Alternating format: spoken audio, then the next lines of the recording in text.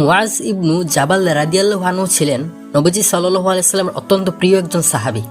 নবীজি তাকে এত পছন্দ করতেন যে কোথাও যাওয়ার সময় মুআজ রাদিয়াল্লাহু তাআলা আনহুকে সাথে নিয়ে নিজের বাহনে চেপে বসতেন।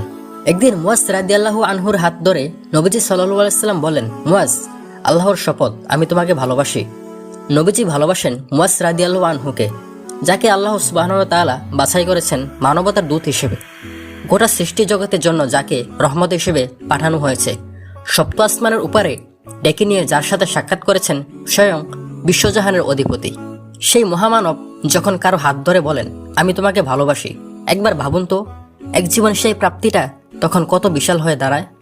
মুআজ রাদিয়াল্লাহু আনহুর সম্মানিত সেই মহা সৌভাগ্যবানদের একজন। তবে ভালোবাসার কথা জানিয়ে কিন্তু নবীজি সাল্লাল্লাহু আলাইহি সাল্লাম তার দায়িত্ব শেষ করেননি। ভালোবাসার কথা জানানোর পর মুআজ রাদিয়াল্লাহু আনহুকে তিনি এমন কিছু শিখিয়ে দেন যা তাকে আল্লাহ সুবহানাহু ওয়া তাআলার কাছে করে তুলবে মহা সম্মানিত। মুআজ রাদিয়াল্লাহু আনহুকে নবীজি সাল্লাল্লাহু আলাইহি সাল্লাম বলেন, মুআজ, আল্লাহর শপথ, আমি তোমাকে ভালোবাসি।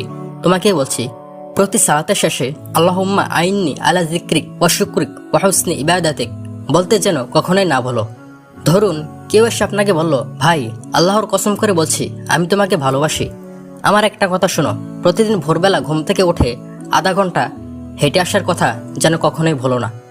এই কথা যদি কেউ এসে আপনাকে বলে, তার ভালোবাসার ব্যাপারে আর কোনো সন্দেহে আপনার থাকে না।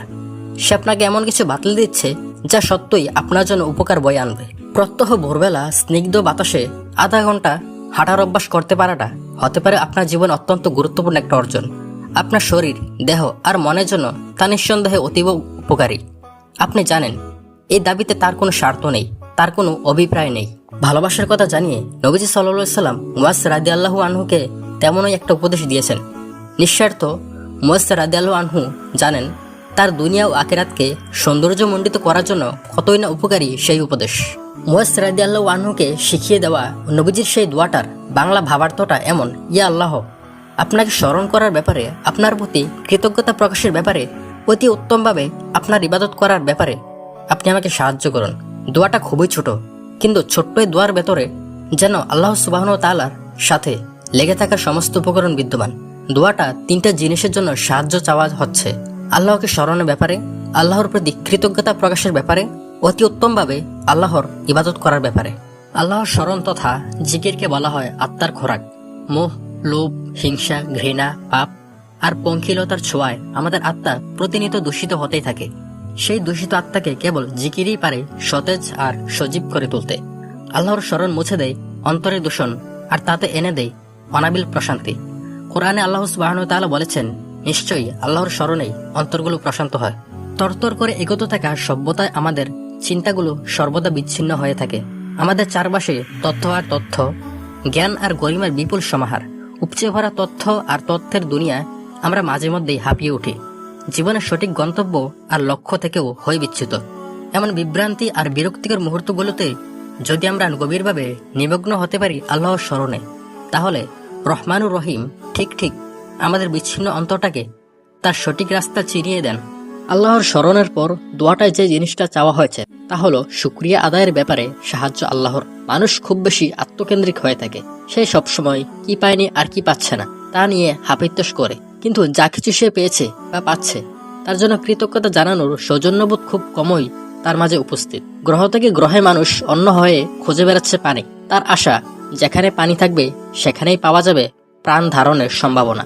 মঙ্গল, নেপচুন, প্লুটো আর ইউরেনাস সহ মহাশূন্যের অন্য সব জায়গায় যে পানি সোনার হরিণের মতোই দুর্লভ। সেই পানিকে পৃথিবী নামক গ্রহটায় আমাদের জন্য কত সহজলভ্য করেছেন আল্লাহ সুবহানাহু ওয়া তাআলা। কিন্তু আমরা কি এই নিয়ামতের শুকরিয়া আদায় করি?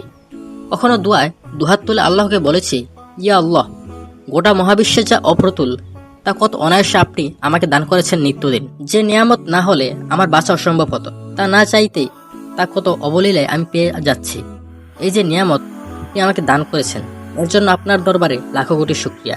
শুধু তাই নয়, প্রকৃতির আলো হাওয়া থেকে শুরু করে সমস্ত উপকরণ মহান রব আমাদের জন্য সুচারুরূপে সৃষ্টি করেছেন এবং তা সহজলভ্য করেছেন আমাদের জীবন ধারণের জন্য। প্রতিদিন যে পরিমাণ অক্সিজেন বাতাস থেকে আমরা গ্রহণ করি, আল্লাহ সুবহানাহু ওয়া তাআলা যদি তার দাম নেওয়া শুরু করতেন, পৃথিবীর তাবৎ ধনুকবুরাই রাতারাতি ফকির হয়ে যাবে। আমার আপনার মতো হাবাতে লোকেদের কথাই তো বাদই দিলাম। প্রকৃতি জুড়ে এত নিয়ামত আমাদের জন্য বরাদ্দ, কিন্তু কোথাও তার জন্য আমাদের দিতে হয় না একটা পয়সা। তবু কখনো দুহাত তুলে একবার সেই মহান রবকে একটাবার ধন্যবাদ জানানো হয়নি।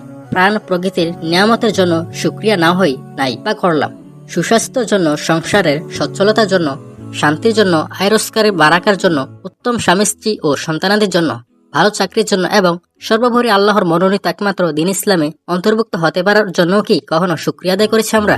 তাই তো কোরআনে আল্লাহ সুবহানাহু ওয়া তাআলা বলেছেন, মানুষ বড়ই অকৃতজ্ঞ।